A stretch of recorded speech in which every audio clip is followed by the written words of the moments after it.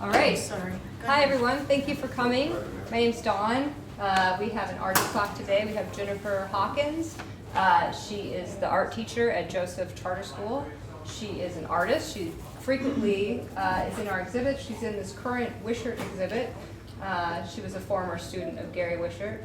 And she also grew up in Troy, which is the area that the North End, Wild Landscape North End, is concentrating on. She's the curator for that exhibit.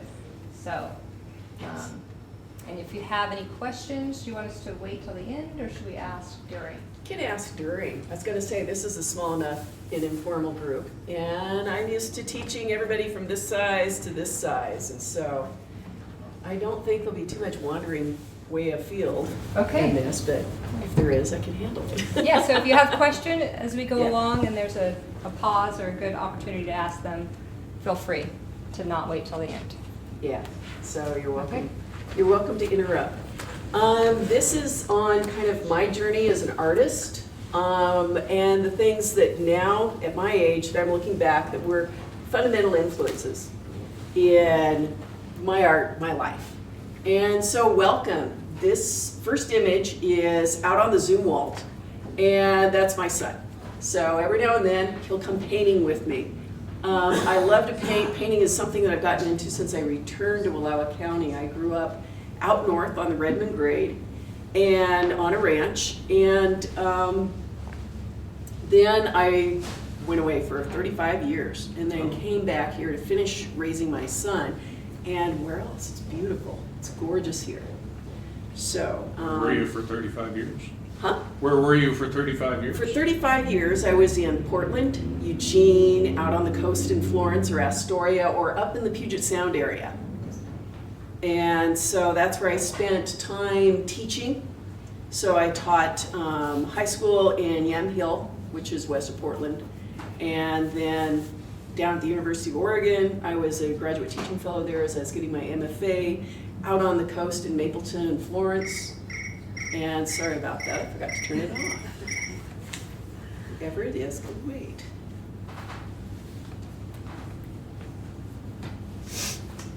And I started out up in the Puget Sound area teaching, substitute teaching for 2 years, which is an adventure in and of itself.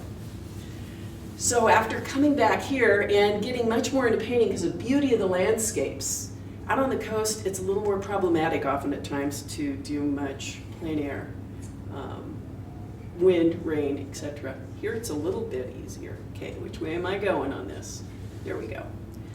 So out on the Zoom wall, this is an image that I did a few years ago, and I love to go out. It's nature that really inspires me. Colors, textures, form, in more of an impressionistic type, and doing it plein air is so much fun, or starting out in the field and then coming back.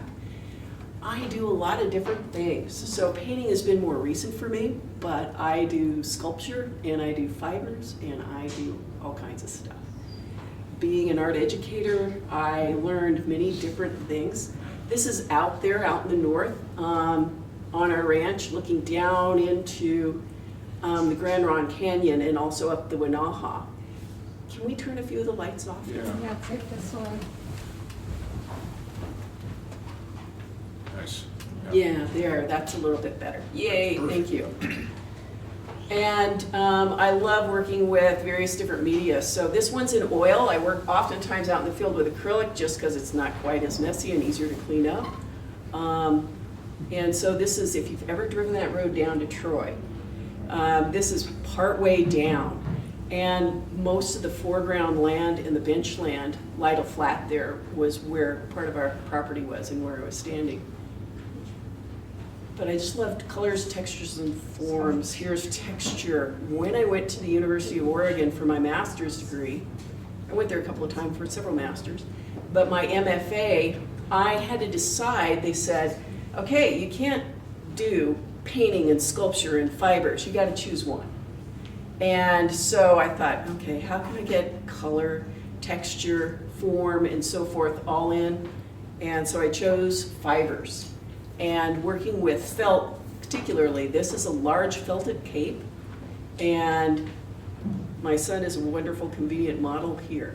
So heat, moisture, and pressure is what it takes to make felt. And I have a large felted piece over here behind me, so if you haven't taken a look at that and a touch. I love atmospheric firing. When I was on the coast, I had access to an onigama kiln, which is a dragon kiln. It's an Oriental tradition, Korean and so forth, and the kiln would go, the firing kiln would work up the hill. It's a long linear kiln, and so hence dragon.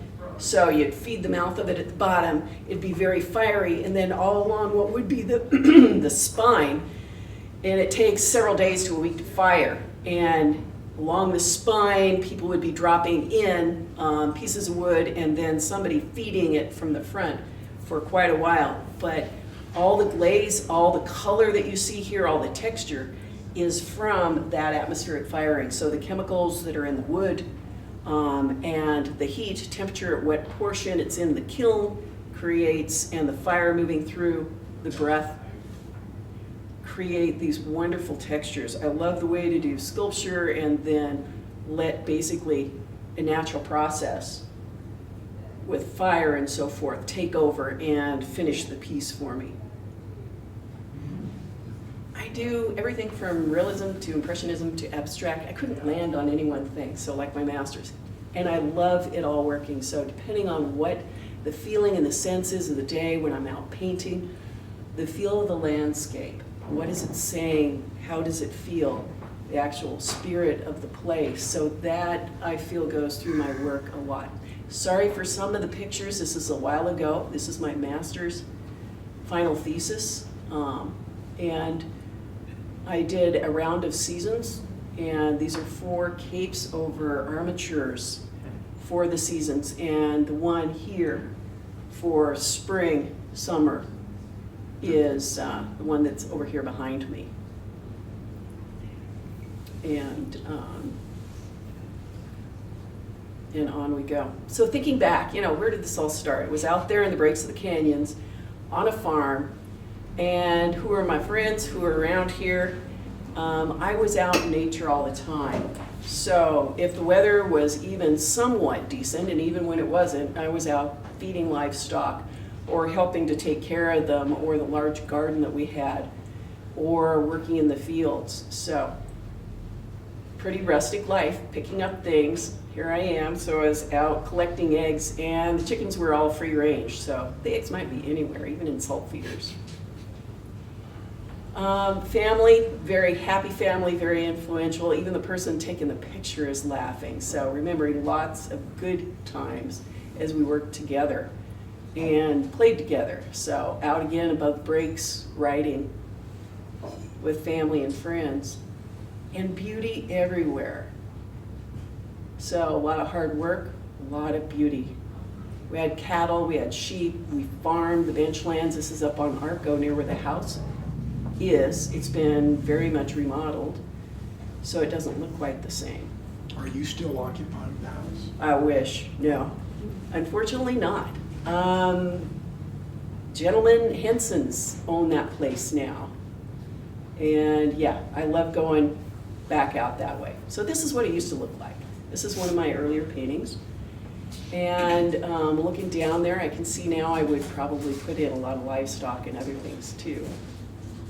But it was very, out there in the wilds, growing up was very influential. We farmed, as I said, so it was usually picking rocks or pulling rye in the springs, and then on to harvest in August. And my main job was taking care of the sheep. We had 200 head of sheep and we had 200 head of cattle. And cattle are too big and cumbersome and dangerous. Sheep were much more my size animal to handle. And I would herd them in the summer down into the canyons because we could farm the bench lands, but the steep canyon sides were pasture. And so I'd take them out when I wasn't in school. I'd take them out in the mornings and return in the late afternoon with the sheep. And so I was immersed in nature all day long. And I liked sheep. Here's a little drawing I did a long time ago. And got pretty good at working with all kinds of animals. So on horses every day. And images from herding the sheep. out back and down in the canyons. Since I did my master's in fibers, I learned tapestry techniques, and this is working with some of the actual wool from the sheep that I was herding, as well as some commercial. Wow, it's hailing out there. Another major influence was once a year we'd go on a backpack trip. So had a great minister who would round up us high school students and tell us what to bring, and then he'd take us traipsing through the mountains here. So we'd spend a week out in the high mountains, and I fell in love with those. So looking at that, these are all from the 70s, but I still love doing it today. So here's up near Glacier Pass in the mountains. And you'll see here in a little bit those influences that those have on my work and so forth. So, like I said, if I can pack the stuff up and in, this is a little ways up Hurricane, and you may recognize Meadow if you've done any hiking around here. It's about 1.5 miles in, and so if I can pack it up there a ways, I love to go up in clean air. And just looking at the sense, the feel, the interpretation of the day, so you can see my interpretation there of what I was viewing at the time. It should look about like that. So hiking, backpacking is still a passion with me. This is up near Fraser Lake. And then so inspired that I came back down. It's too heavy for me to backpack and take my paints and easels and all that. So coming back down, inspired from the trip, and painting just the sense and the feel of it. And I love at times to use an orange, red, brown, and to just get that impression. Which lake is this? Francis. Francis. Yeah.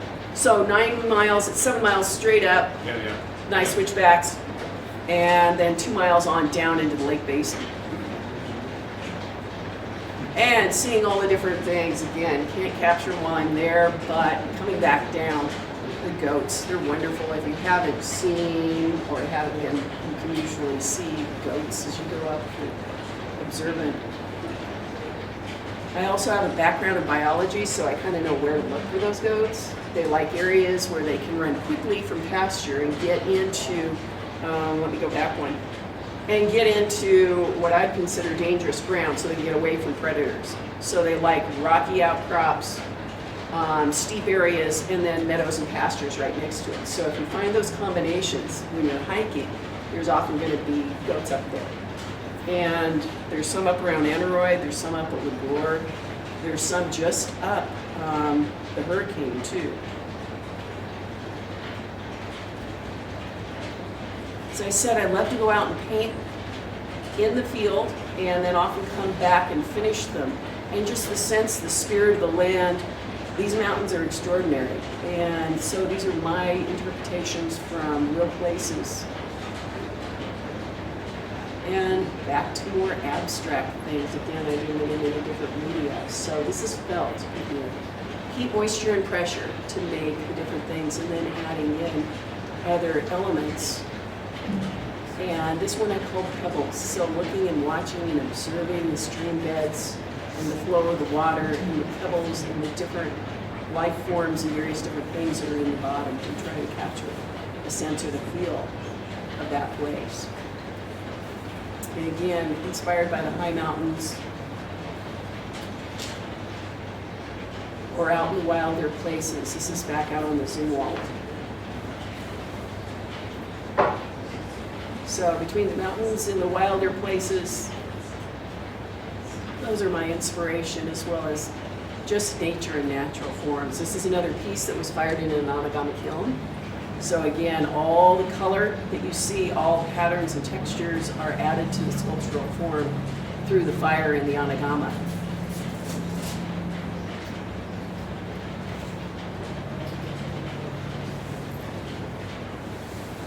So this is up Copper Creek. The last one was Moccasin Lake.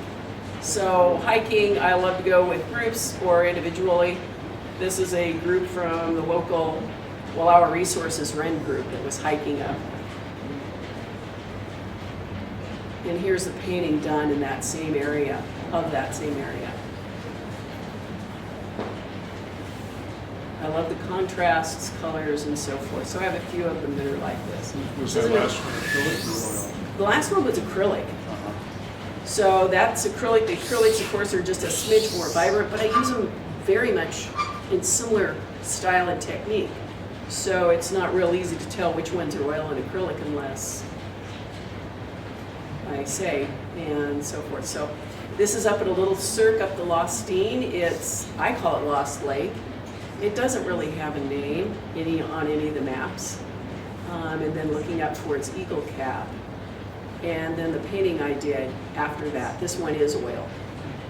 Oils, of course, blend a little bit more and a little bit longer, and so it's easier to get those soft, gentle transitions when one wants. And I'm the art teacher, local art teacher. So I teach up at Joseph and up here just up the hill, and I teach everybody from kindergarten through high school. And I also teach out in Troy once every 2 weeks. I drive out there, so that's a lot of fun. I also will teach at times down in Imnaha. So bringing art and creative endeavors to the local kids is one of my main things I really enjoy. I love seeing what they do and come up with. I love taking them up to the places that I love too. So this is up the Hurricane and from last fall. So I took a group up to do sketching and watercolors up near Slick Rock. And here's one of the gals working on her pieces. We're looking up the gorge of the Slick Rock. It was a lot of fun, and it was one of the things that the students say that they really enjoy is getting out, getting away from school and doing other things. I teach weaving, yes. So this is the first year I've taught weaving in a number of years. So for these students, it was all a brand new thing for them. And looking again at colors, patterns, and textures. And what do you do with all those loose ends? I mean, how do you take care of them? So these three gals really enjoyed that experience. And again, I love taking the kids out. So end of the year, going up to the lake and doing a few watercolors and then just playing and experimenting and seeing what happens. So one of the gals started crushing up some of the sedimentary rock that has a lot of iron in it and mixing it with water, and you can see the little experiments there on the paper to see how that's going to work as a pigment. This is more what a typical classroom looks like. This is a 6th grade from a year or two ago. And learning how to do landscapes. How do you get that sense of depth? What kind of colors? How do you mix colors? How do you get just the color you want to mix? So I start teaching them in grade school and then on up through high school. How do you get these different things? How do you get atmospheric perspective or linear perspective so it looks like it's going back into space? And then just the fun of mixing the colors and seeing what one comes up with. We've gotten out into the community to do a few things too. This is an in-process mural. The high school students laid it out and started doing the higher portions on the wall, and then we came in with a rotation of grade school students to paint the lower areas. It's on one of the buildings over that way. More student work. So this student loves the outdoors. She does rafting with her parents in the summer. And so this is an image of her father. She's particularly pleased with it. So I encourage the students to take their own photos. And when we're working with landscape and other things, to work from their own, so their own original sources, and not to just pull something off the internet. So we work a lot from life, still life. And again, learning how to get colors, patterns, textures, shading, and how do you get that thing to look like what it really is. So here's another student working. And then images from the art show, you can see a couple more still lifes. I had 2 charcoal still lifes set up, one African themed and one Western themed, and the various different work.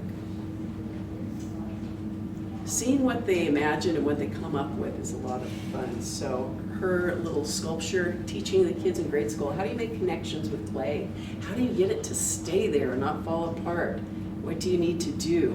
And then adding in creative imagination.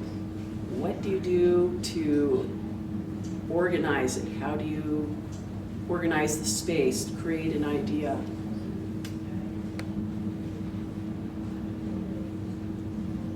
And of course, teaching landscapes.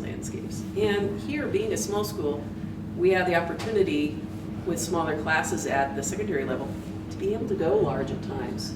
So be able to have the experience of painting. What is it like to paint on a larger canvas? And this is a painting of Up in the Mountains. How Again, big was that canvas, do you think? that canvas was about, 3 foot by 4 foot. Uh, And we make a lot of our own canvases. Again, a small school, we've got a wood shop, and a great wood shop teacher, so we go down and we rip our own boards and cut them to angle, put them together, stretch the canvas, put on the hot animal skin glue, gesso them, and go for it. So they get to learn at the secondary level the whole process of how do you make a canvas. You don't have to just go buy it out of the store for $60 to $100 for a large canvas. You can actually make it for a fraction. And it's not that difficult. It does take time though. And this is down at Troy. We have 4 students at Troy. And Imnaha is likewise, I think they have 5. But it's a lot of fun to go down there every couple of weeks and work with kids and bring processes and arts and so forth to them. And also on that drive, I drive out and down through the ranch I grew up on. And so it's, for me, it's multiple layers. Working with these kids, you can see they're so serious about their artwork. They're having a lot of fun. But they're learning a lot of things too, getting their hands in with the art. I love to bring in different cultures and so forth too, and experiences for the kids. So every few years, we do Japanese tea bowls, and we look at the ideas and the aesthetics behind creating that tea bowl. And then after the students have made their tea bowls, and it's a very unique way of working with clay. I thought I knew all the processes until a few years back when I started studying this. And I didn't know that compression was basically a way to form a shape. But that's the way the traditional raku bowls are made for tea, is by taking a flat disc and then forming it up into a cup and then carving it. So here we are in the back room here at the Josephy Center, and a local tea specialist, Kiyomi Koi, came in and did the tea ceremony with us. So it was wonderful. Here's one of the students experiencing the tea ceremony. She wasn't quite sure about the matcha, but liked it in the end. So here's our group of advanced students who made their own tea bowls. And it was kicked to get kimonos and so forth and go through the tea ceremony with them. I asked my students this year at the end of the year, the high school students, what would they like to learn? I put a whole bunch of things on the board. And one of the most popular things was they said they wanted to do tea bowls again. So that was a group from a few years ago. All those students have graduated, so a whole new group. I love to look at stuff and have the kids teach them about aesthetics, and as I said, various different cultures, and to look at things. So here are a couple of grade schoolers, young grade schoolers, looking at and discussing a work of art from the Middle East. So try and give the students a well-rounded background in the arts and arts of different cultures and arts analysis techniques and aesthetics. Hopefully they'll appreciate more of the world around them as they grow up. And every now and then we get to take field trips afar. So this is at the Portland Art Museum. So every once in a while I take the kids down to Portland, and then we have a fun aesthetic weekend. So we went to Portland Art Museum, we went to the Japanese gardens, we went and had different ethnic foods and had a lot of fun. So my art education portion.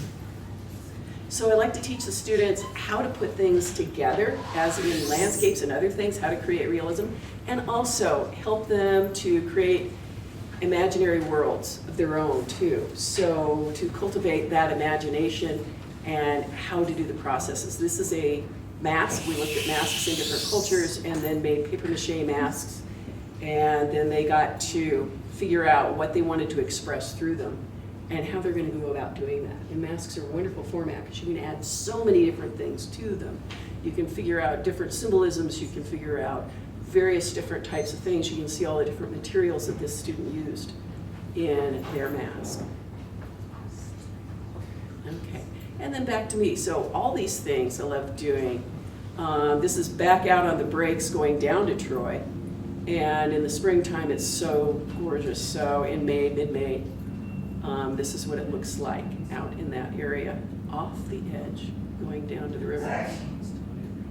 And like I said, all these things influence my work.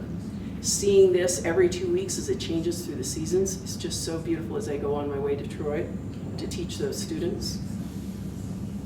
And in the middle of the winter, it was just so beautiful. I came back, found out we had a snow day here in Joseph. Can't remember what happened, but there was no school. So I had the afternoon off, and I decided that was so gorgeous out there along the river. The sense of the moody skies, the cold waters, the snow. I just got to come back and use this time to do a painting.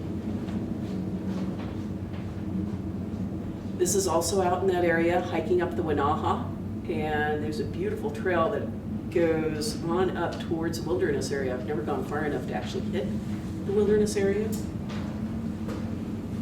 But looking the two different directions from that same point, and then using that as a jumping off point for creative work of art. Colors, textures, patterns.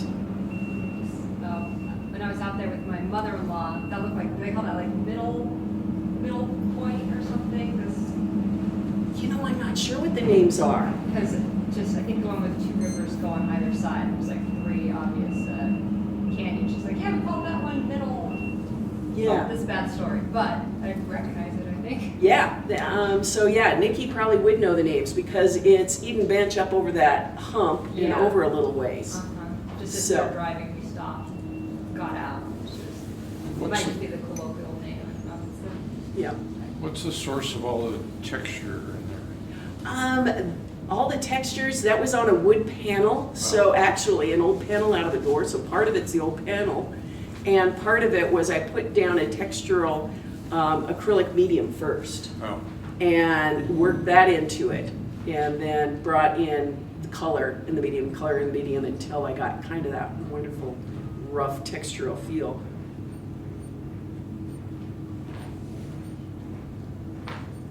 Looking at things small and all the beauty around. I do drawings too. So, Kimberly, very tasty. Yeah.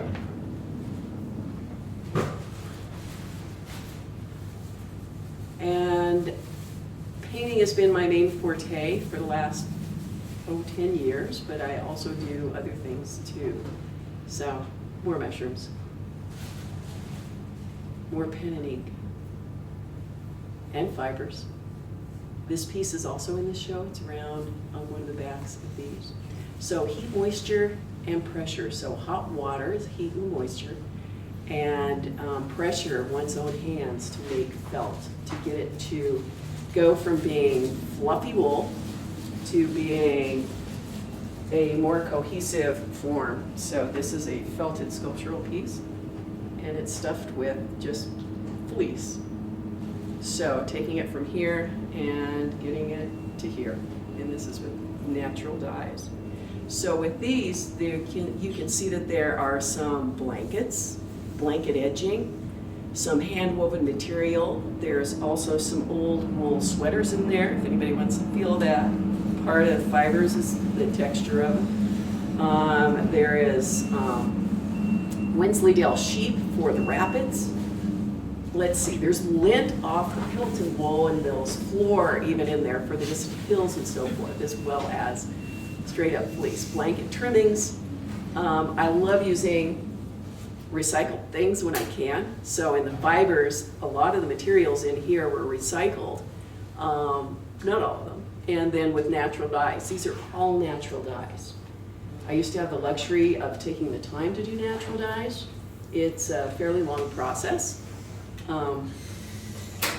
I don't do so much of that anymore, but all these things are different natural substances. So for instance, oh, I guess I've got a pointer. This is luxury. So like the orange here is from a root called madder, and that plant will grow around here. The golds and so forth are actually from onion skin. So that dry papery bit you throw away when you peel an onion, I just collect that up. And when I get a bag full of it, then I can dye some wool. It also takes a chemical substance called a mordant to get it to adhere to the wool for almost all the dyes. The deeper reds are a bug cochineal that comes out of Central America. And it's like a little scale insect. And so I buy those, and you just grind them up, put them in there. The greens are like onion skins or Scotch broom blossoms, then over dyed with indigo, blues or indigo. And that's where we get most of the colors from. And then dyeing and over dyeing for the various different colors. So over dyeing, that'd be like you dye it yellow with the onion skin, and then you dye it indigo, Yeah, and then you have green. yes, yeah. So the color blending still works the same. So rather than mixing the two compounds together and dyeing the wool with it, you do them separately? Because they'd probably be a different color if you mix them together? Or? Yes, and it would, also you can't control the type of color that you get as easily. So for instance, if I did that, I might end up with a lot darker green than I intended. And with the indigo, it's a little bit different process than the other natural dyes. So indigo, the blues, are a process where it's a cold vat dye, meaning it's cool and you take your material, dip it in, pull it back out, and as it oxidizes in the air, it turns blue. So when it comes out, it's kind of a funky greenish or even white, and then it interacts with the oxygen in the air, it turns it into the blue color. It's really fascinating process. And with the rest of them, most of them are hot. You have to heat them up and simmer the dye goods, then take the dye goods out, and then put the actual material in you're going to dye. So if it's, say, black walnuts, to put the wool in the same pot with black walnuts, you end up with a real mess.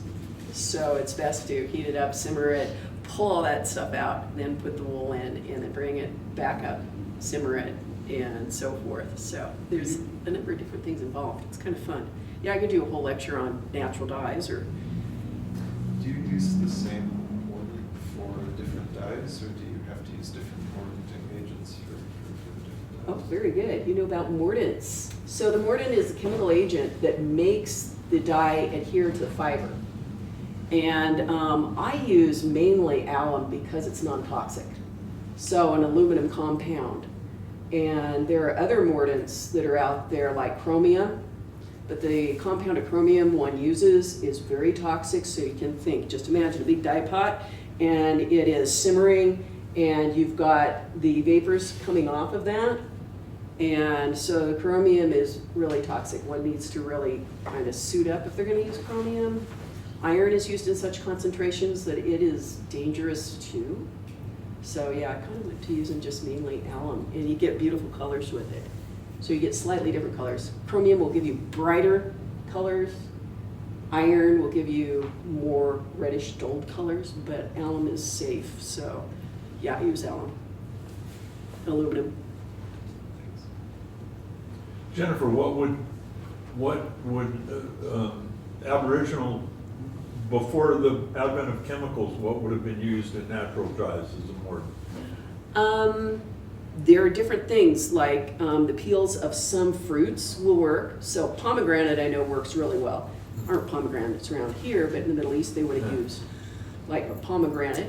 They might use an aluminum-rich earth. Okay.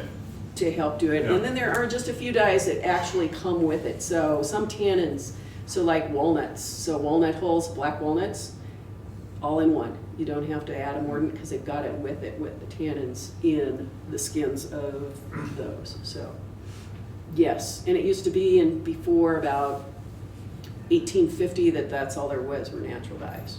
So everything prior to that time was natural dyes. And I believe synthetic dyes came about as a kind of an accident. The chemist who was working with it was going for something totally different.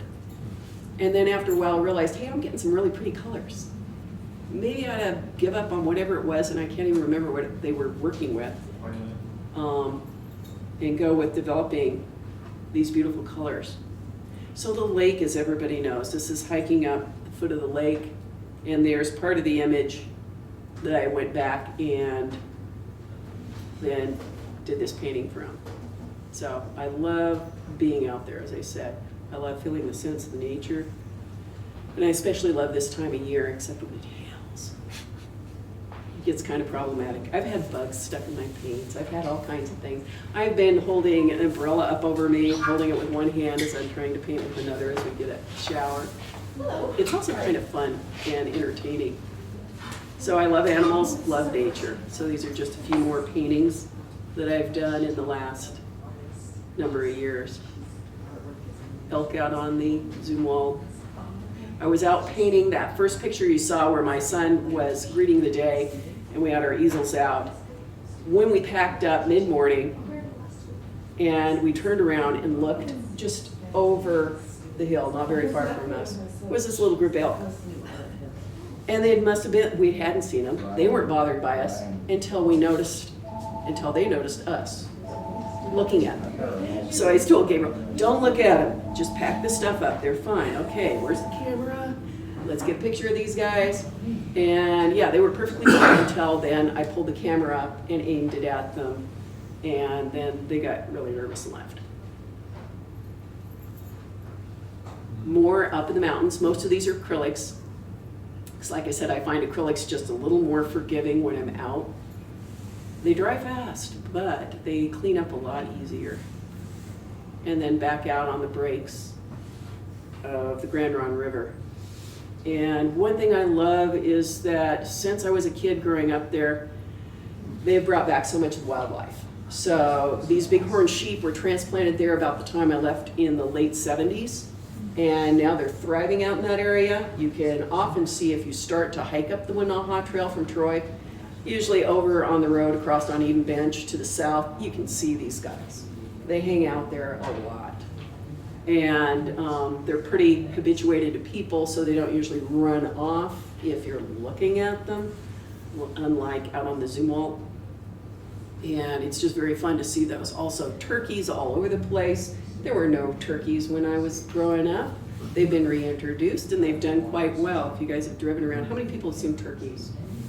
They're invasive, aren't Yeah, I had them in my yard and lost them. they? Yeah. They eat everything. Started eating the cat food and it wouldn't leave and the rest of them left to go. Where'd they go for the winter? I think they were brought in the 30s.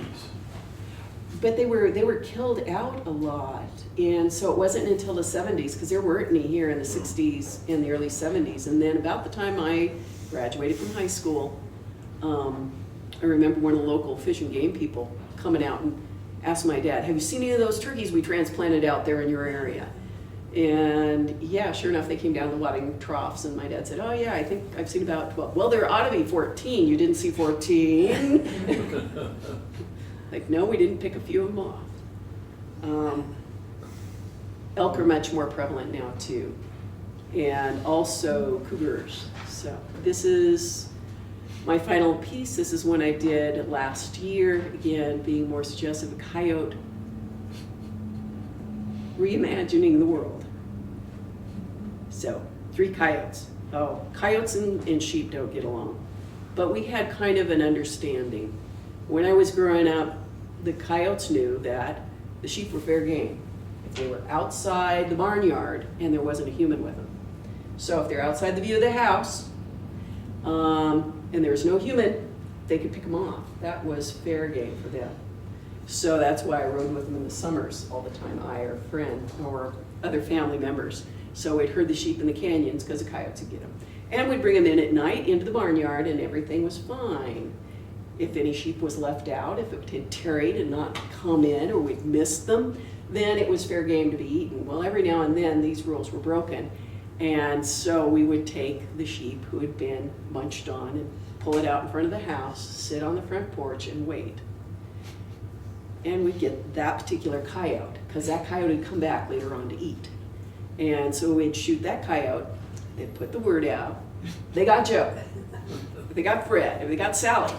Okay, don't touch the sheep. We're back to the same game rules. So for a year, we lost about 1 sheep per year to the coyotes who didn't quite understand the full rules.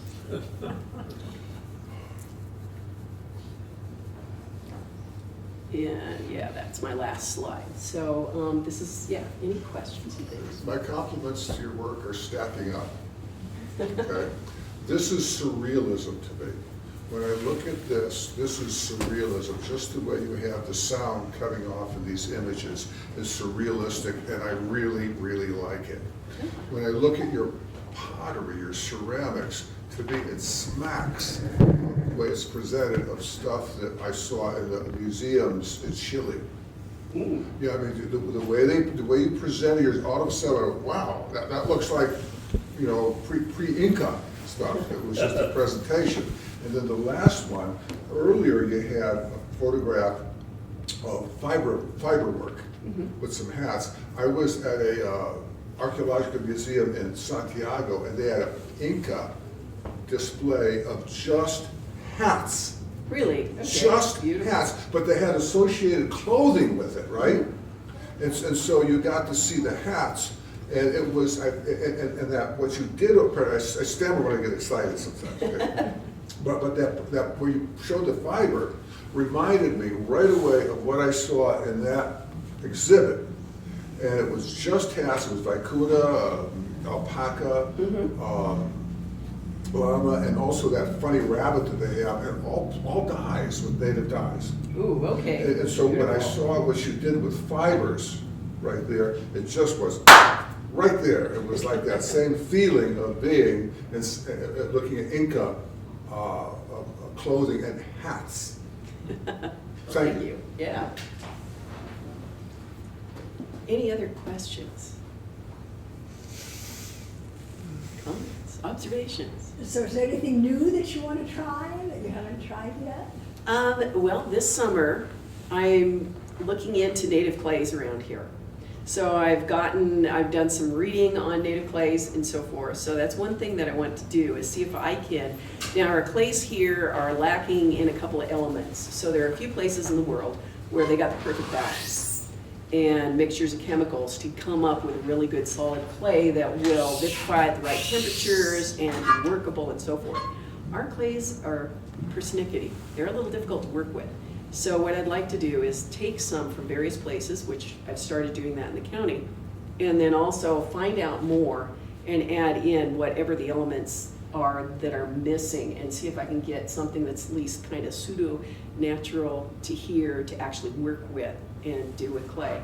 And hopefully down the road, if I get this kind of worked out, the bugs worked out of it, I would like to take some of the students out to, one, dig the clay, experience what it's like out there, and then be able to make something from it and bring it back. I did this a little bit with kids at Imnaha, because Sherry Warning, the teacher down there, brought in, she goes, well, we got a spot in the field that's just slippery.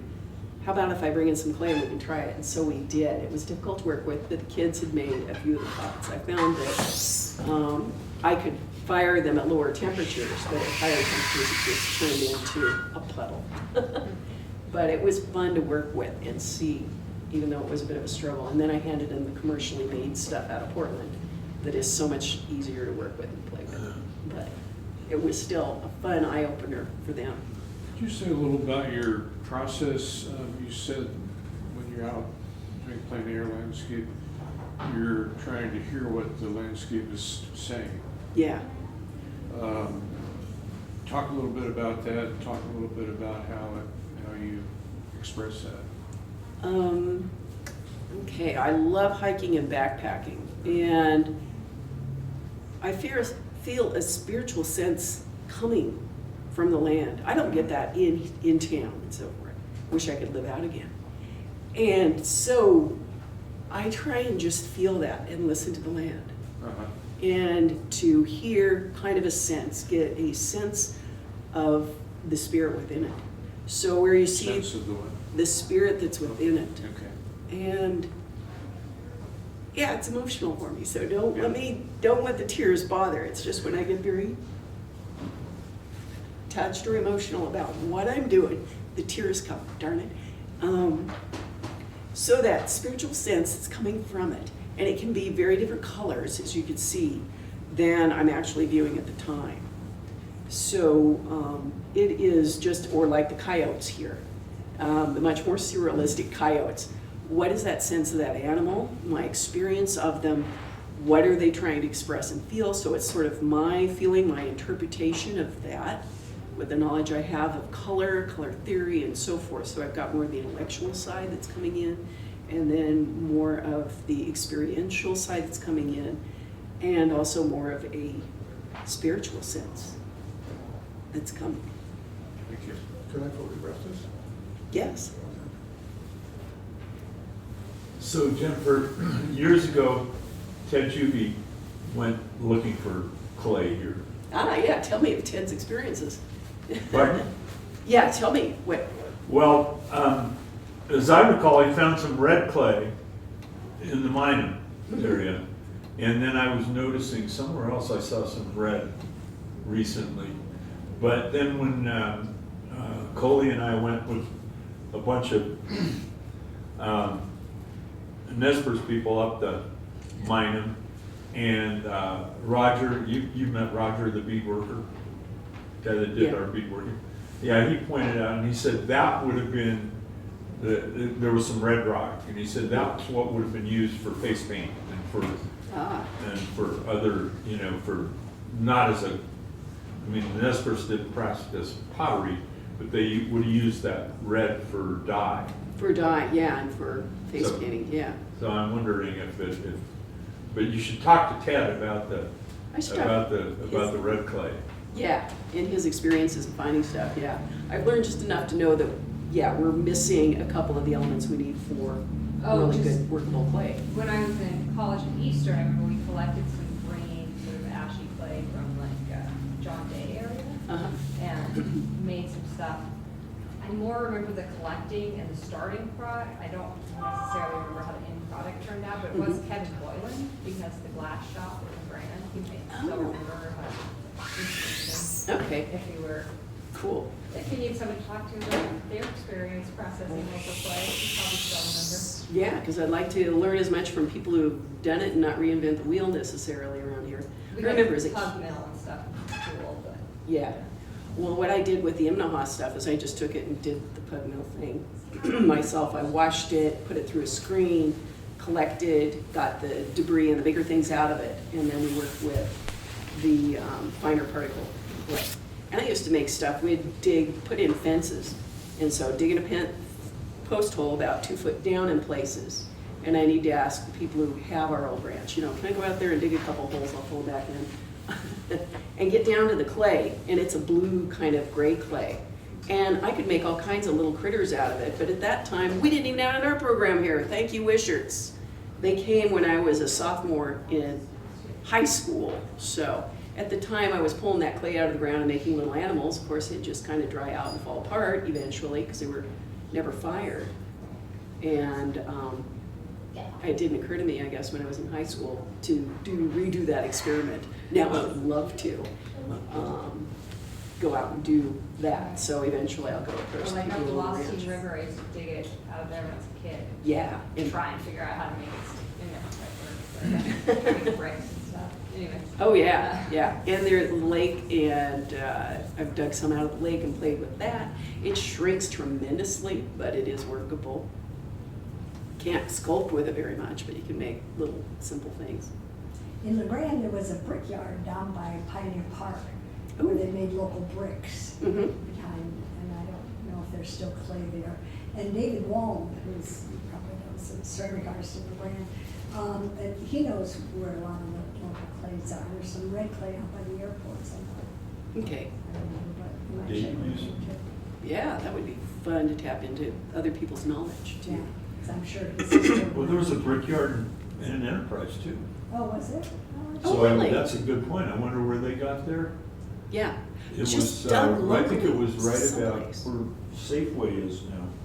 Oh, gee, yeah. Well, oftentimes the rock, clay is just decomposed rock Right. that's down to a fine enough particle that it's a little bit more like a slippery disc than a pointy little object.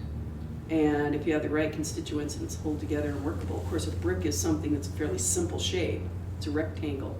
So they might have been able to work with the local clays, or they added a little something in to make it a little bit better quality to hang together. Huh. But yeah, I think that would be fun to find out about previous using local clays and so forth. And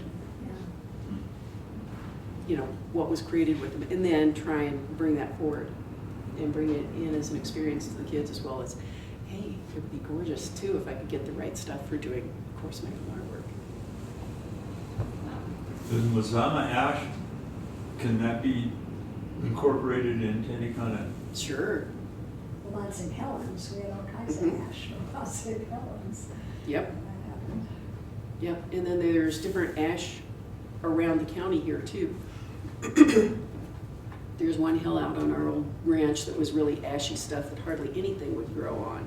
So yeah, we had different small vent volcanoes of different type over here, but they also threw out some ash at times. So yeah, life is interesting. There's always something more to learn about and to try. yeah. So that's another thing I try and teach the kids. There's always something more fascinating out there to learn about. Keep learning all your life. Yeah, I thought it was interesting to see the work that you do with the high school students, just like, you know, curating the youth festival. You know, Joseph definitely has a strong program going, so it's kind of cool to see the different projects and stages and stuff that take the kids through.